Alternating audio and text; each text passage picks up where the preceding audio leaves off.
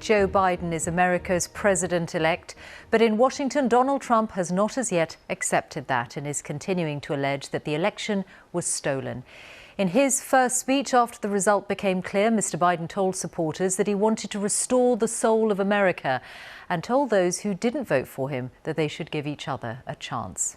He was projected as the winner after getting 279 Electoral College votes, past the crucial number of 270, but that looks likely to increase with a few states, seen here in grey, yet to declare.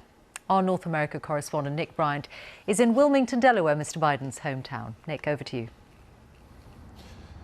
President-elect Biden is preparing to take power, stating that on the first day of his presidency, he will send a letter to the United Nations indicating that America will rejoin the Paris Climate Change Agreement, a substantive and highly symbolic move which would underscore how the United States is under new management.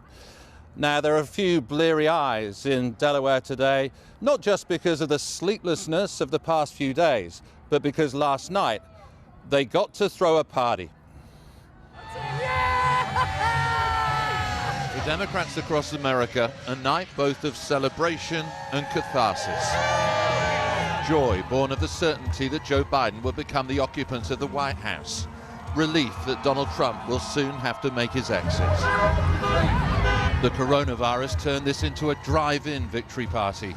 Social distancing temporarily cast aside, but cheers still muffled by masks. A multi-generational congregation that looked like modern-day America. Kamala Harris. The night began with a historic first. Never before has a woman become vice president-elect or a person of color. Kamala Harris, Joe Biden's running mate, has achieved both. But while I may be the first woman in this office, I will not be the last. Because every little girl watching tonight sees that this is a country of possibilities. The President-elect of the United States of America, Joe Biden. After nearly 50 years in public life, no wonder Joe Biden was in a hurry to reach the stage. And he did so wearing his trademark face covering, a piece of fabric that's become a political symbol. In a polarized country, the pandemic has driven even further apart. Tonight, we're seeing all over this nation, all cities and all parts of the country, indeed across the world, an outpouring of joy, of hope, renewed faith in tomorrow. Bring a better day. He presented himself as an elder and a healer. Folks, I'm a proud Democrat, but I will govern as an American president. I'll work as hard for those who didn't vote for me as those who did. Let this grim era of demonization in America begin to end here and now. A leader who can restore the soul of America. The Bible tells us, to everything there is a season, a time to build, a time to reap and a time to sow, and a time to heal. This is the time to heal in America. Joe Biden says he wants to bring this country together, but it's in such a state of disunion. There isn't even agreement on who has won this election. The White House is looking more like an elegant bunker, under siege from Democrats calling for Donald Trump to concede. But the president took to the golf course this morning, continuing to make unsubstantiated claims that the election was rigged, that some giant fraud has been committed. The president-elect attended Mass and then visited the grave of his son who died from cancer. A reminder of how his story of personal grief finds a mournful echo in these sorrowful times. His party last night ended with a kind of made-for-television spectacular that we normally associate with Donald Trump. A show of the democratic reality that Joe Biden is the winner.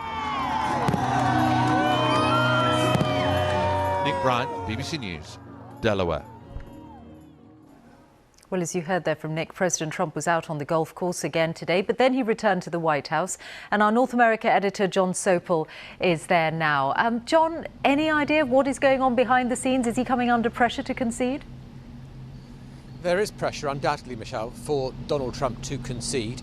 We've had President George W. Bush, the only living former Republican president, coming out and congratulating Joe Biden today on his victory, not waiting for any legal mechanisms that the president is currently going through. There are also reports that the First Lady Melania believes that the president should concede, and so too his son-in-law Jared Kushner, who is a key advisor. Against that, you've got his two sons saying, no, you've got to fight this on to the end, and there are some other senior Republican voices as well saying that.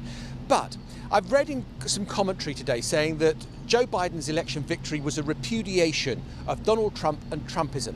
I think that's wrong. Donald Trump got more votes in this election than he did in 2016. And Donald Trump marches to the tune of what his base wants to hear. And if they believe that he's still fighting on immigration and still fighting on economic nationalism, the messages that Donald Trump has made his own, they may encourage him to fight this all the way in the courts. And so this could go on for some time. That said, there are a couple of fixed points in the calendar worth marking. In the middle of December, the Electoral College, this complicated mechanism for choosing the president, is meant to meet to deliver the verdicts from each particular state. And then in January the 20th, his term expires. And if it's not resolved, he'll be turfed out. They'll change the locks on the White House door. So how far are we from a phone call where President Trump picks up the phone and says, President-elect Biden, many congratulations. I was wrong about the fraud allegations. I concede. Not anytime soon, and I can't even see it happening.